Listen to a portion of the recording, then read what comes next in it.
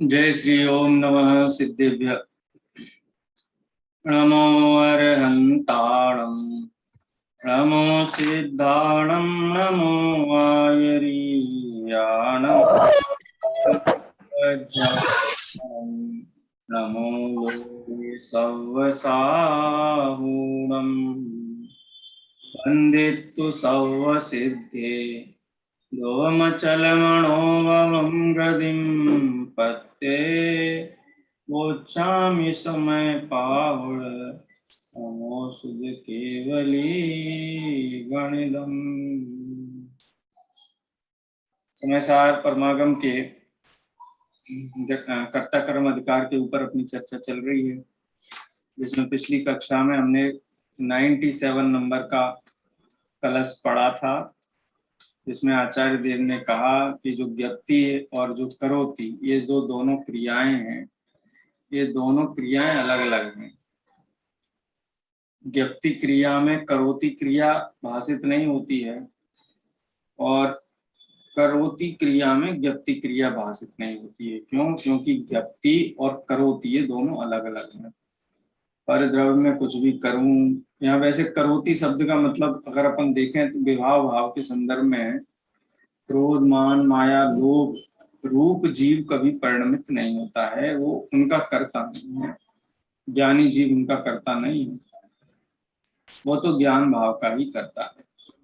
यदि रागादि भाव का कर्ता बनता है तो ज्ञाता नहीं रहता है कुछ, और जो जीव ज्ञाता रहता है वेद विज्ञान के बल से, वो मोह राग द्वेषादि भावों का कर्ता नहीं रहता है, क्योंकि दोनों अलग अलग हैं। ज्ञाता न कर्तेति तथा स्थितम च, इसलिए ये सिद्ध हुआ जो ज्ञाता जीव है वो मोह राग द्वेष परिणामों का कर्ता नहीं।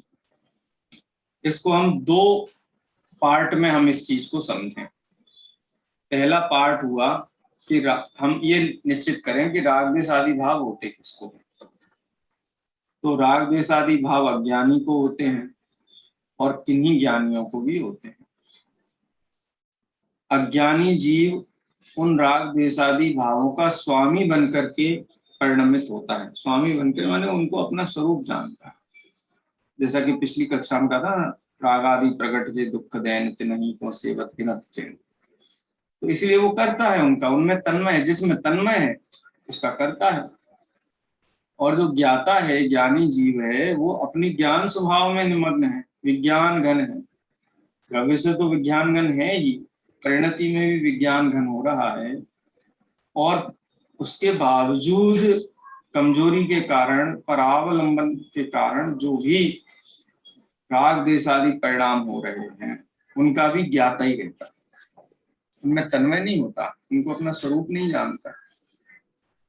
इसलिए राग आदि भाव जिन ज्ञानियों में उत्पन्न होते हैं, वो ज्ञानी उनमें तन्मय न होने से, उनको अपना भाव न मानने से, उनको ज्ञान भाव न मानने से, चेतन भाव न मानने से, वो जड़ भाव हैं और जड़ के लक्ष्य से होते हैं, जड़ के उदय से होते हैं, उनको जड़ भाव मानते हैं, इसलिए उनके कर्ता नहीं होते। सिंपल सी बात है। इसका हमने हिंदी अनुवाद तक पढ़ लिया था, इसके आगे हमको रीड करना है आज। ठीक है, चलिए पढ़ेगा। दिनों से आपको मैंने बोला नहीं है पढ़ने के लिए। लेकिन मजाल है जो ये बस हो, हेलमेट पे गेम खाए, क्लब पे गेम खाए, शरीर पे गेम खाए, लेकिन टिके रहे 123 के दो।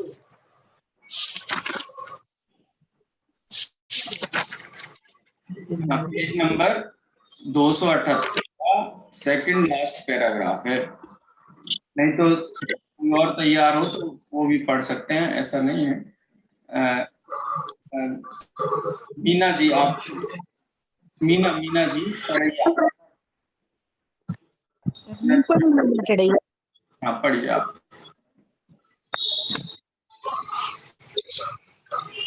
करने रूप क्रिया के भीतर आवाज आ रही है सर? हाँ एकदम। करने रूप क्रिया के भीतर जानने रूप क्रिया भाषित नहीं होती, और जानने रूप क्रिया के भीतर करने रूप क्रिया भाषित नहीं होती। इसलिए ज्ञप्ति क्रिया और करोति क्रिया दोनों भिन्न भिन्न हैं। इससे सिद्ध हुआ कि जो ज्ञाता है वह कर्ता नहीं। पांडे राजमल जी ज्ञप्ति क्रिया का अर्थ ज्ञान गुण और करोति क्रिया का अर्थ मिथ्यात्व रागादि रूप चिक्कणता करते हैं। अपनी बात को स्पष्ट करते हुए वे लिखते हैं कि ज्ञप्ति माने ज्ञान गुण और करोति माने मिथ्यात रागादि रूप चिक्कणता। इनमें ना ही भासते माने एक रूपता नहीं है। मिथ्या दृष्टि जीव के ज्ञान गुण भी है और रागादि चिक्कणता भी है। कर्म बंध रागादि चिक्कणता से होता है, ज्ञान गुण के परिणमन से नहीं। ऐसा वस्तु स्वरूप है। ज्ञान गुण और अशुद्धपना मिले हुए दिखते हैं पर हैं भिन्न भिन्न। इस कारण से ऐसा सिद्धांत निष्फल।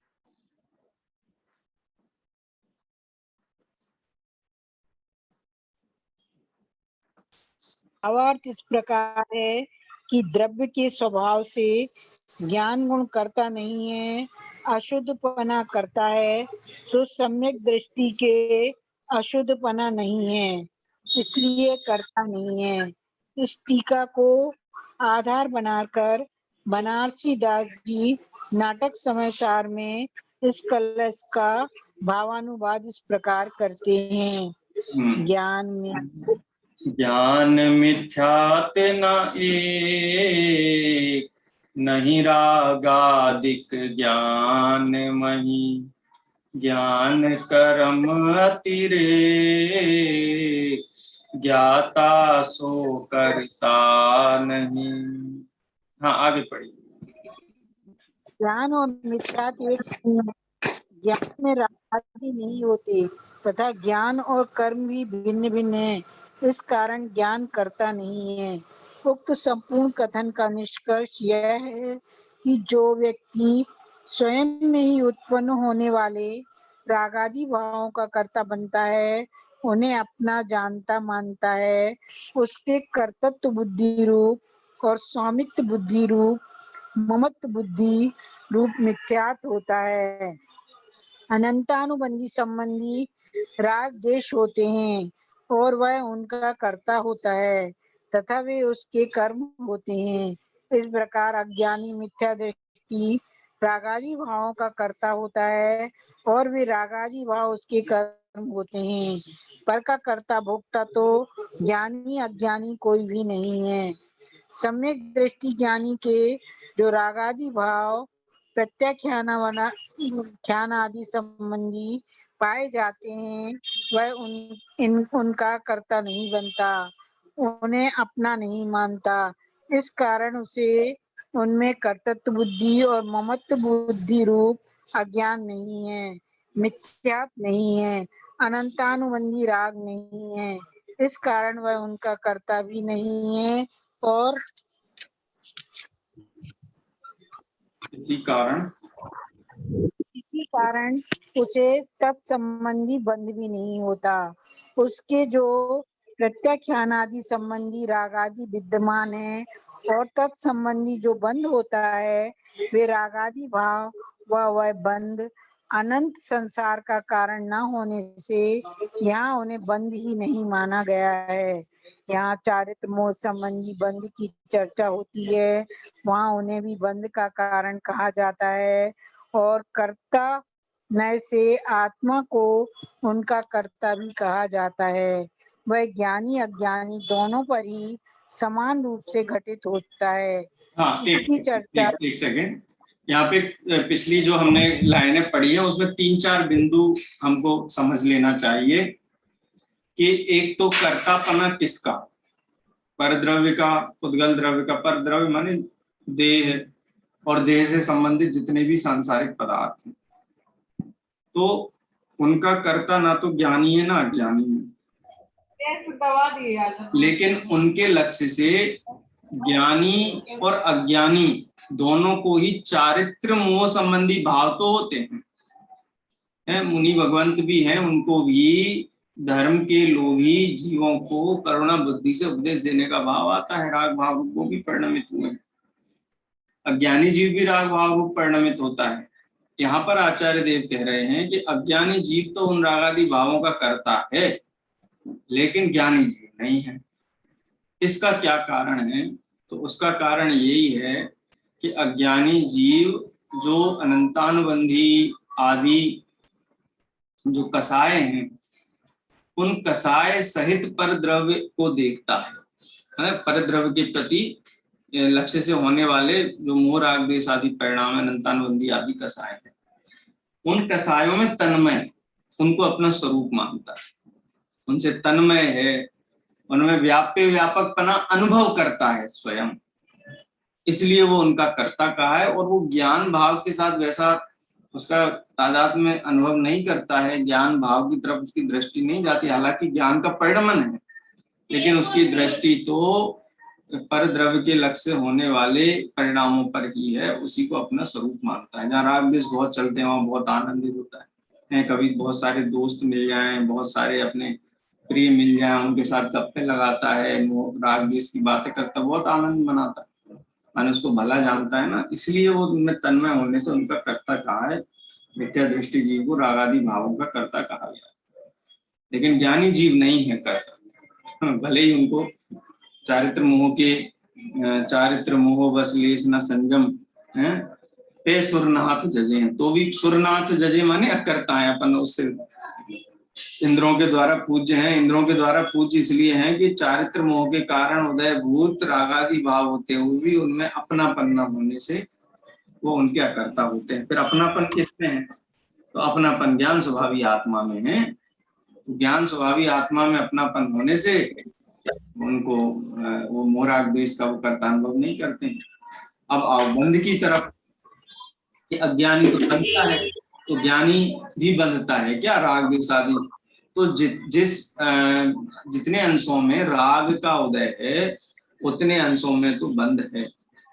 ज्ञानी जीवों को जितने अंशों में राग का उदय है, लेकिन वो राग में इतनी ताकत नहीं है कि इसको जीव को अनंत काल तक संसार में रोक सके, ज्ञानी जैसा बंद करा सके, इसलिए उसको बंद रहित भी कह दिया कि ज्ञानी को तो बंद ही नहीं होता है। जैसे किसी के पास 1 करोड़ रुपए का कर्ज हो और उसने 99,99,999 चुका दिए हो, 1 रुपया उसके सर पे कर्जा अभी भी हो, उसको कर्जा नहीं कहा जाता। उसी न्याय से चारित्र मोह के वश होने वाले ज्ञानी जीव के राग भाव के कारण होने वाले बंध को बंध नहीं कहा गया है। कर्णान्योग की दृष्टि से देखा जाए तो बंध रूप है, लेकिन आध्यात्मिक दृष्टि से देखा जाए, अनंत संसार के अभाव की दृष्टि से देखा जाए, तो वहां पर उसको निर्बंध ही कहा जाता है। ये इसमें 4-5 बिंदु हैं जो हमको समझने चाहिए। इसका विश्लेषण आगे पंडित जयचंद जी छावड़ा साहब करते हैं, वो विश्लेषण भी हम एक बार पढ़ते हैं। चलिए, कौन पढ़ेगा? हाँ हाँ, लता जी आप पढ़िए, आप अनम्यूट हैं, पढ़िए। इसकी चर्चा भावार्थ में पंडित जयचंद जी छावड़ा ने की है, जो इस प्रकार है। जब आत्मा इस प्रकार परिणमन करता है कि मैं पद्रव्य को करता हूँ, तब तो वह कर्ता भाव रूप परिणमन क्रिया के करने से अर्थात करोति क्रिया के करने से करता ही है। और जब वह इस प्रकार परिणमन करता है कि मैं पद्रव्य को जानता हूँ, तब ज्ञाता भाव रूप परिणमन करने से अर्थात ज्ञप्ति क्रिया करने से ज्ञाता ही है। यहाँ कोई प्रश्न करता है कि अविरत सम्यक दृष्टि आदि को जब तक चारित्र मोह का उदय रहता है तब तक वह कषाय रूप परिणमन करता है, इसलिए वह उसका कर्ता कहलाता है या नहीं। उसका समाधान, अविरत सम्यक दृष्टि इत्यादि के श्रद्धा व ज्ञान में परद्रव्य के स्वामित्व रूप कर्तृत्व का अभिप्राय नहीं है। जो कसाय रूप परिणमन है वह उदय की बलवत्ता के कारण है, वह उसका ज्ञाता है, इसलिए उसके अज्ञान संबंधी कर्तृत्व नहीं है। निमित्त की बलवत्ता से होने वाले परिणमन का फल किंचित होता है, वह संसार का कारण नहीं है।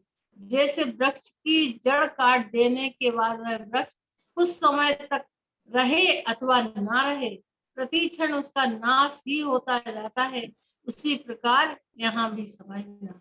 उक्त संदर्भ में स्वामी जी ने बहुत विस्तार से स्पष्टीकरण किया, जो अत्यंत उपयोगी है। उसका महत्वपूर्ण अंश इस प्रकार है: जो जीव राग के परिणाम रूप क्रिया को करता है, अर्थात यह शुभ राग की क्रिया मेरी है, मैं शुभ राग की क्रिया करता हूँ, ऐसा जो मानता है, उसे अपने ज्ञाता दृष्टा स्वभाव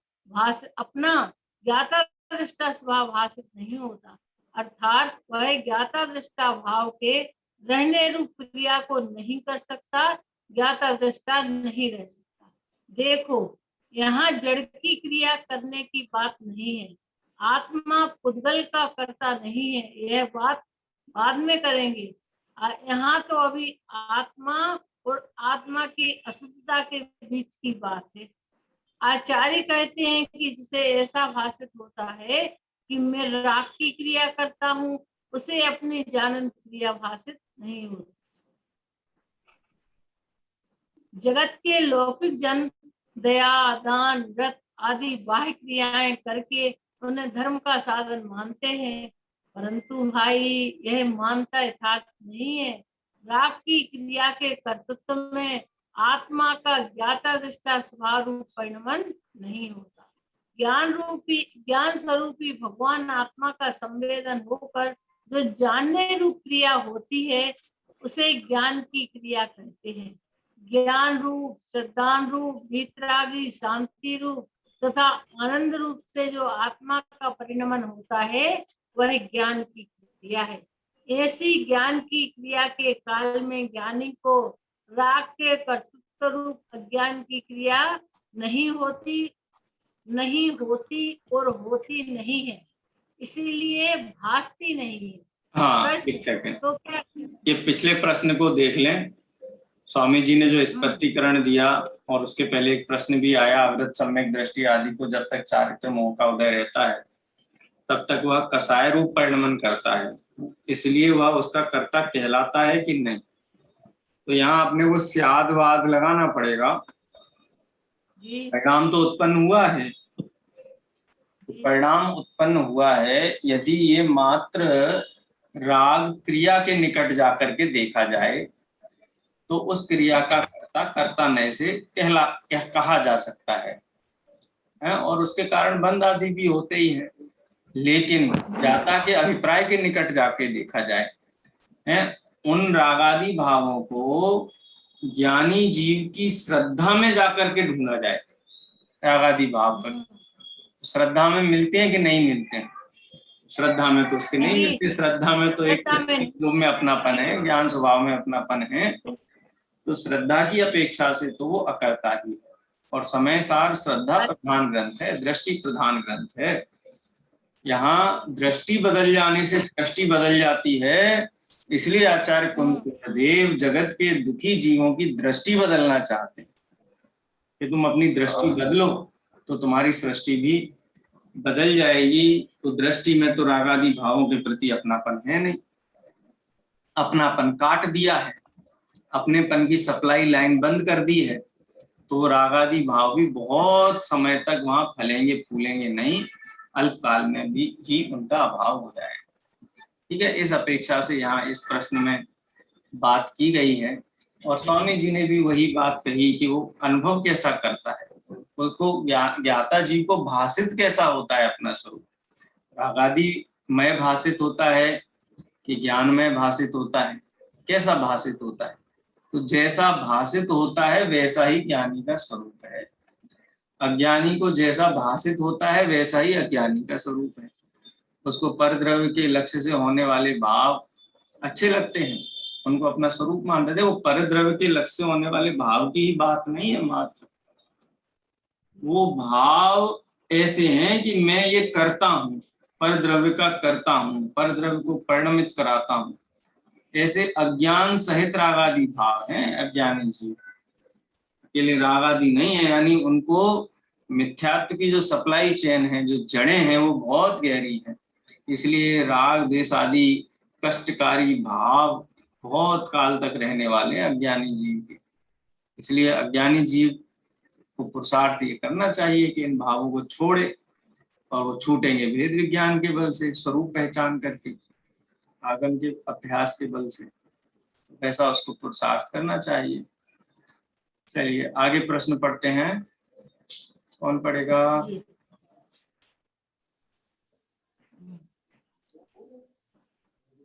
हाँ, निर्मला जी पढ़िए, आप पढ़िए। पढ़ेंगे? पानी की तरह सोचो, जब पापा उसमें गिरते हैं वो।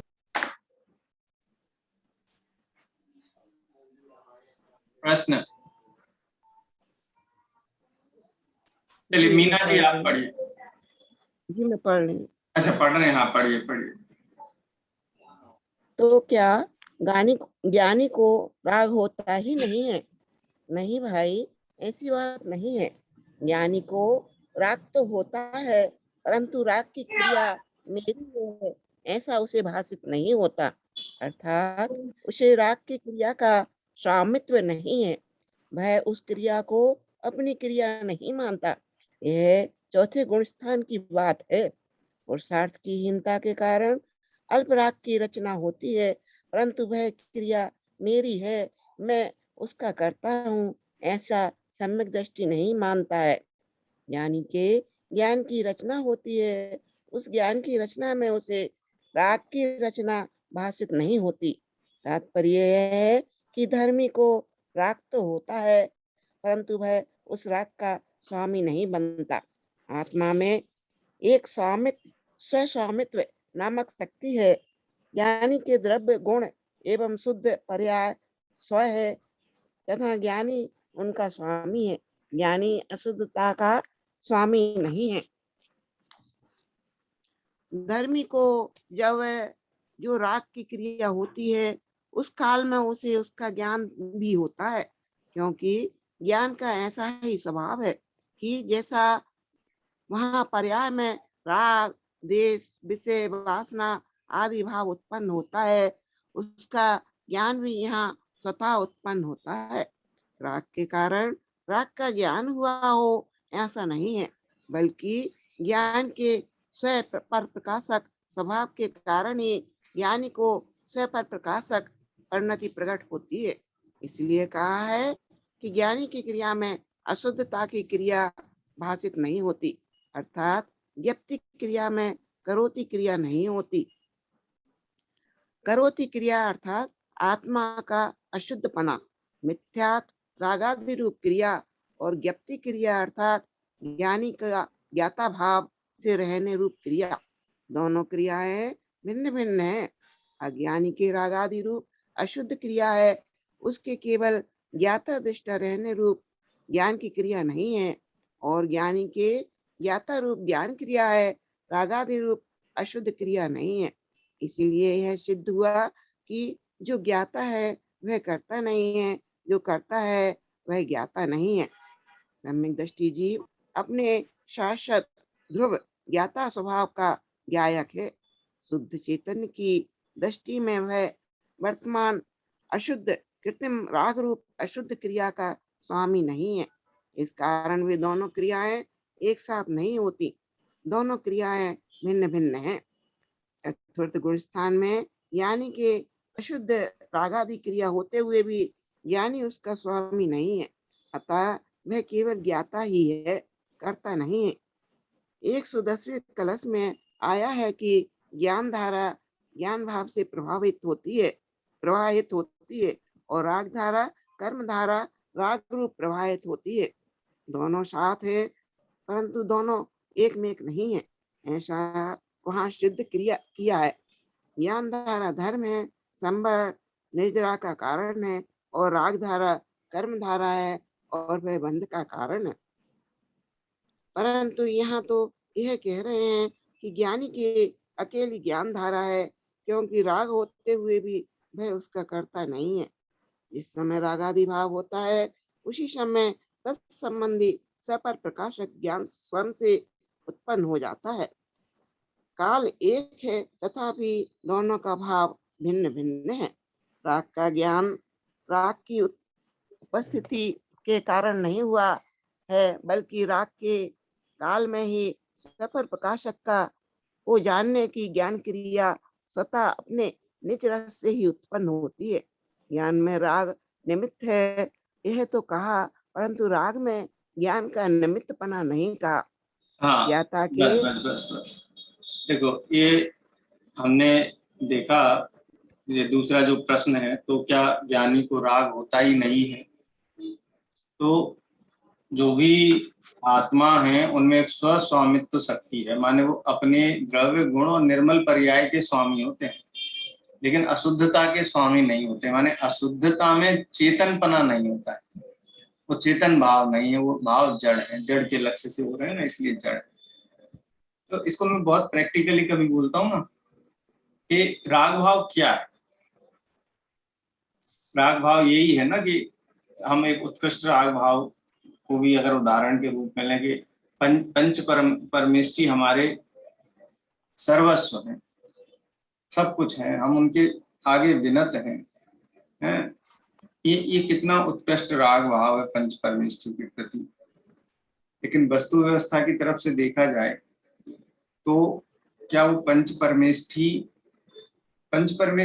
भी परद्रव्य ही है ना? क्या वो मेरे हो सकते हैं वस्तु की अपेक्षा से? मेरे होने का मतलब समझते हो? पंच परमेष्ठी को मुझ रूप परिणमित होना पड़ेगा। मैं अगर अज्ञानी हूं तो उनको अज्ञानी रूप परिणमित होना पड़ेगा, और मैं उन रूप परिणमित हूं, तो ऐसा तो वस्तु व्यवस्था में होता नहीं। तो राग भाव है ही वो जो वस्तु व्यवस्था के विपरीत जितने भाव है वो सब विभाव भाव, राग द्वेष मोह आदि भाव।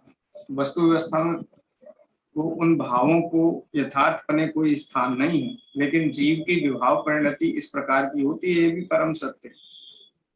तो क्या वो जीव के हो जाएंगे?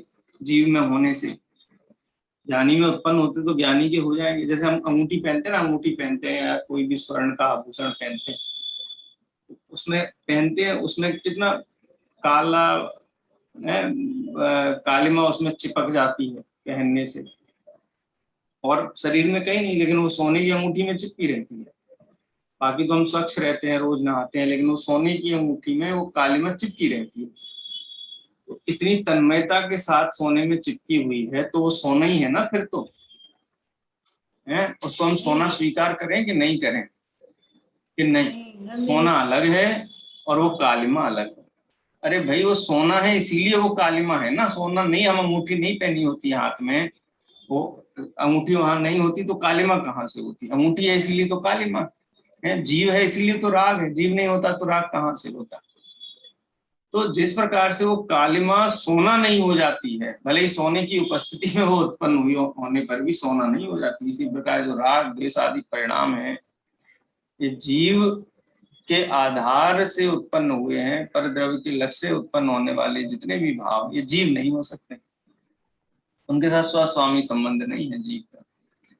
जो उनमें तन्मय होकर के परिणमित होता है, वो मानता है कि नहीं ये तो इसी के हैं, क्योंकि नहीं तो कहाँ से आती? ये कृत्य कालिमा अगर सोने की अंगूठी नहीं होती कहाँ से आती? उसको स्वर्ण मान लेता है, लेकिन वस्तु व्यवस्था उसको स्वीकार नहीं करती है। आप अंगूठी लेकर के जाइए सुनार के पास, कहो उसको कि ये कृत्य कालिमा तो सालों से सोने में चिपकी हुई है, जब से हमने अंगूठी पहनी है तब से वही है, वही देखी है हमने, तो इसको सोना ही समझो। तो वो कहता है नहीं, ये सोना नहीं है, उसका दाम नहीं दे सकता।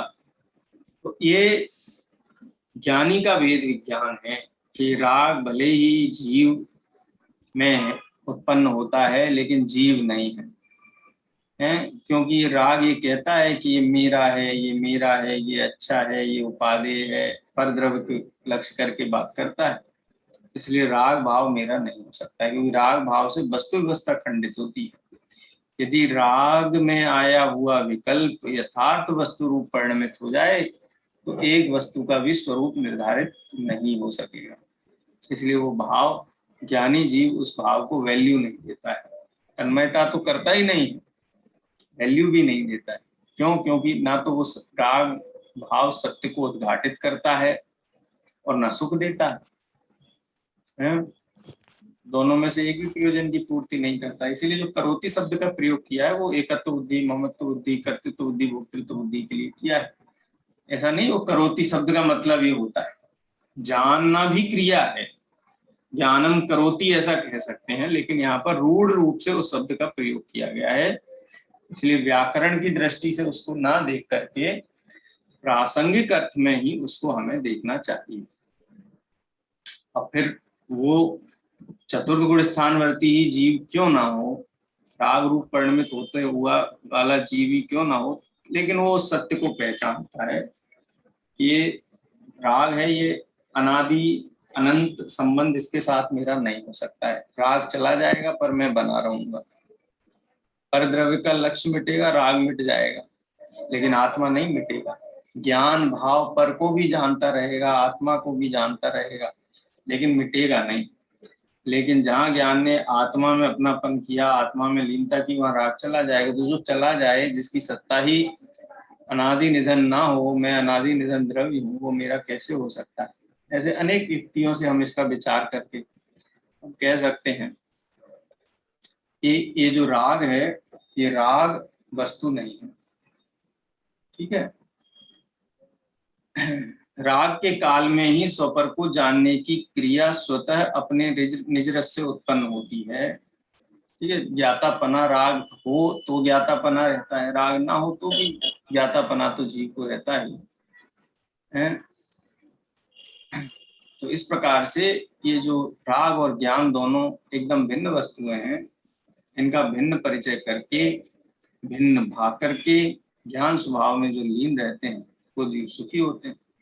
सारभूत यही बात यहाँ पर सिद्ध होती है।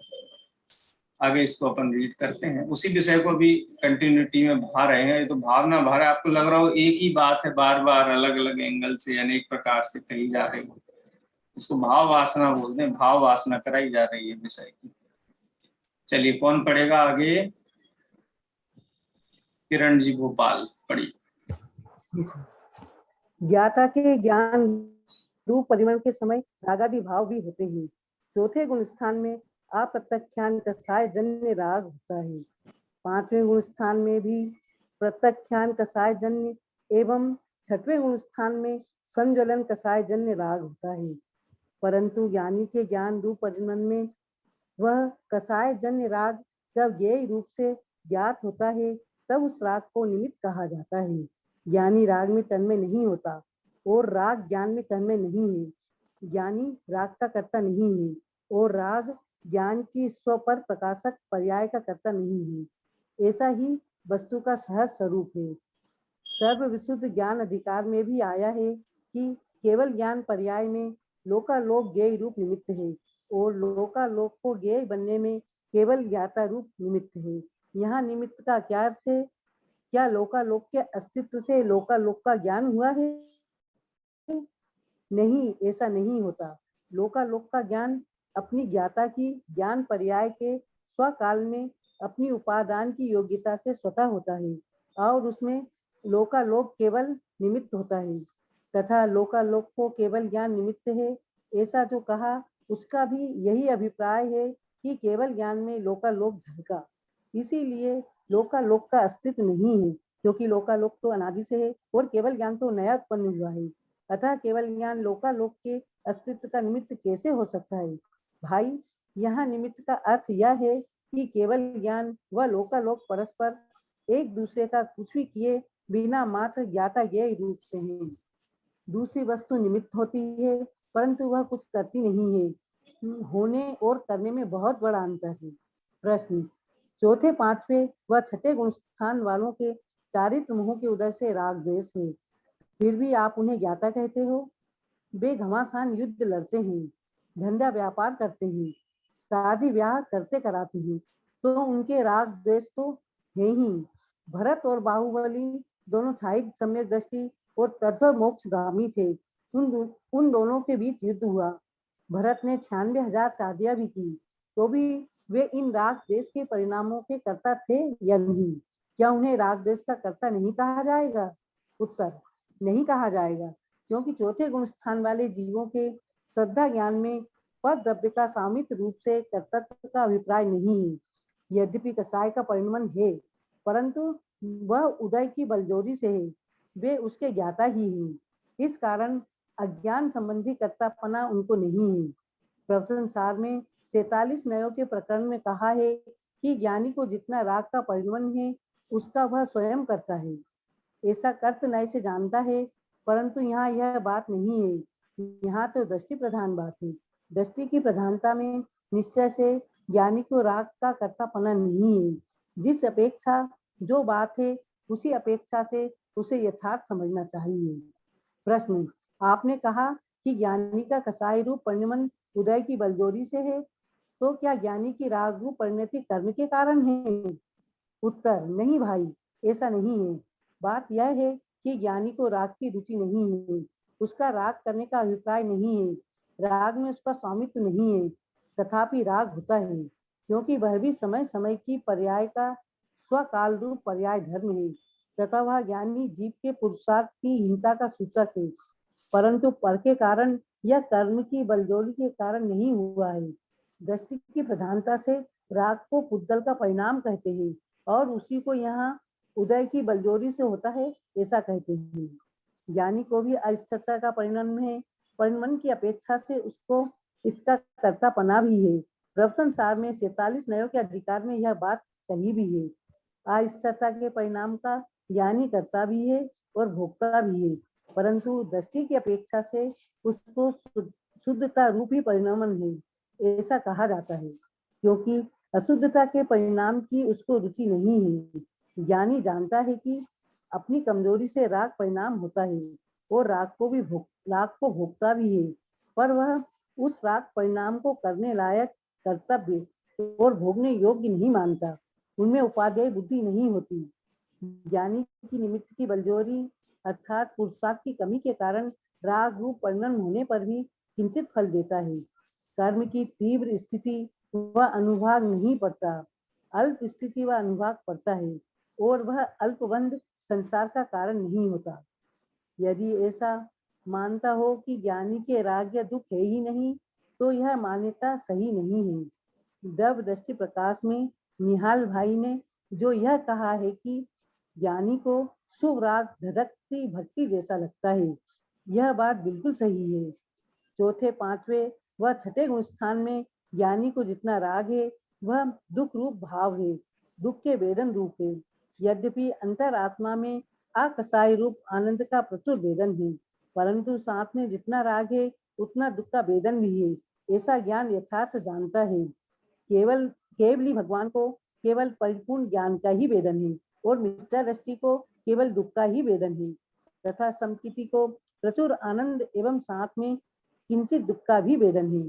तथापि दृष्टि व दृष्टि के विषय की अपेक्षा से ज्ञानी को राग नहीं है, ऐसा कहा जाता है। अतः जहाँ जो अपेक्षा हो, उसे वैसा ही समझना चाहिए। इस प्रकार 95, 96 एवं 97 इन 3 कलशों में यही कहा गया है कि रागादि विकारी भावों में कर्तृत्व बुद्धि होने के कारण मिथ्या दृष्टि जीवों को इसका कर्ता कहा गया है, किंतु रागादि भावों में कर्तृत्व बुद्धि नहीं होने के कारण सम्यक दृष्टि जीव इन रागादि भावों के कर्ता नहीं बनते, सहज ज्ञाता दृष्टा भाव से परिणमित होते हैं। इस प्रकार मिथ्या दृष्टि जीव तो रागादि भावों के कर्ता धर्ता होते हैं और सम्यक दृष्टि जीव सहज ज्ञाता दृष्टा ही रहते हैं। यही कारण है कि मिथ्या दृष्टि को अनंत संसार के कारणभूत मिथ्यात्व आदि कर्मों का बंध होता है और सम्यक दृष्टियों को उन कर्मों का बंध नहीं होता। यह आगामी कलश में आचार्य देव आश्चर्य व्यक्त करते हुए कहते हैं कि जब वस्तु की स्थिति इतनी स्पष्ट है, फिर भी न जाने यह मोह नाचता है। हाँ, खैर 95, 96, 97 नंबर का जो कलश है, उसका ये सार यहाँ चल रहा था। 3 स्थितियां हैं, केवली और सिद्ध भगवान है, उनमें तो राग है ही नहीं, तो उनके राग को का कर्ता कहने का प्रश्न ही नहीं उठता है। अज्ञानी जीव को राग भी है, ज्ञान भी है, तो भी उनको ज्ञान का कर्ता नहीं कहते हैं, ज्ञानी नहीं कहते हैं। अज्ञानी जीव को राग भी है, लेकिन उनको राग का कर्ता नहीं कहते हैं। ये 3 बिंदु विश्लेषण का विषय है। इसकी चर्चा अपन कल करेंगे। आज समय हो गया है, इसलिए अपन यही विराम लेते हैं, जिनवाणी स्तुति करेंगे। निज निधि निज में बताई, यह अनंत उपकार है। इसके लिए जिन वाणी माँ को वंदना सतबार है, वंदना सतबार है। बोलो दासांग जिनवाणी